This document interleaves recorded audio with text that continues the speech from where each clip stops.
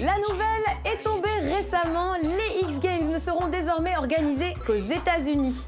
Et oui, cela signifie pour nous fini les Winter X Games de Tignes, ou encore que les récentes compétitions qui avaient vu le jour en Europe, telles que Barcelone ou encore Munich, n'auront pas droit à une seconde chance.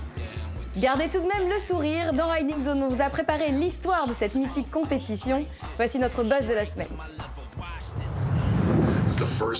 La première fois que quelqu'un a gagné une médaille d'or aux X Games, alors qu'il n'était même pas né lors des premiers X Games, ça nous a vraiment montré que les X Games faisaient maintenant totalement partie de la culture sportive. N'allez pas chercher de traces des X Games dans l'Antiquité, mais depuis 19 ans qu'ils existent, ces Jeux Olympiques extrêmes ont marqué l'histoire de ces sports hors du commun. Une quinzaine de disciplines, du pur concentré d'adrénaline, des records, des moments de liesse, un cocktail détonnant, passage obligé de tous les riders en quête du Saint Graal. Le respect des jeunes envers ces athlètes était le même que pour les athlètes traditionnels. Pour eux, ils étaient vraiment exceptionnels. L'autre point important, c'est combien de grandes marques utilisaient l'image des sports extrêmes dans leur marketing et leur publicité.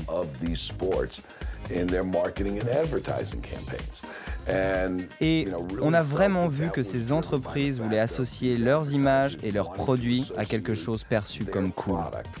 Une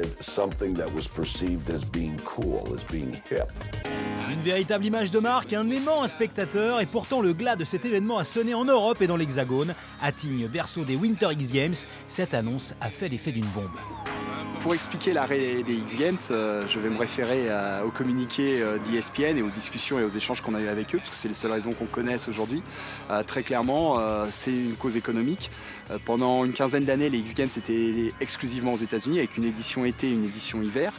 Et puis, il y a 4 ans de ça, ils sont venus en Europe et ça a été Tignes. Et pendant 3 ans, il y a eu 3 X Games à travers le monde.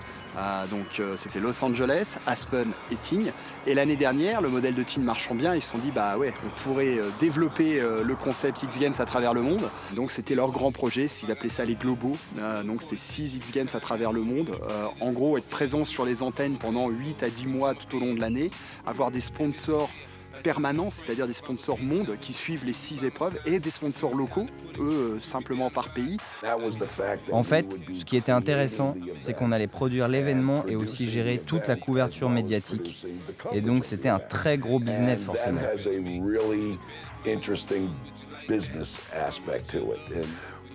Avec la création des X Games, les gens pouvaient nous copier, mais personne ne pouvait nous voler nos images. Et ça nous a donné aussi l'opportunité, d'un point de vue financier, de ne pas simplement vendre de la publicité, mais des annonceurs et un événement. Ils pouvaient faire partie de l'événement aussi bien que de la diffusion. Ce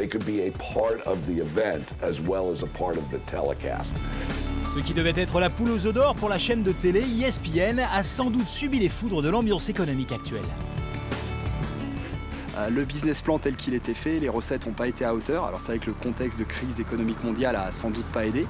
Les dépenses, elles étaient à la hauteur escomptée. Et donc évidemment, quand ils ont fait le bilan, ça passait plus.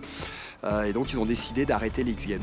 C'était brutal parce que autant on sentait bien que cette année, c'était un petit peu compliqué avec les 6 X Games, qu'ils n'étaient pas super organisés, en tout cas beaucoup moins qu'avant.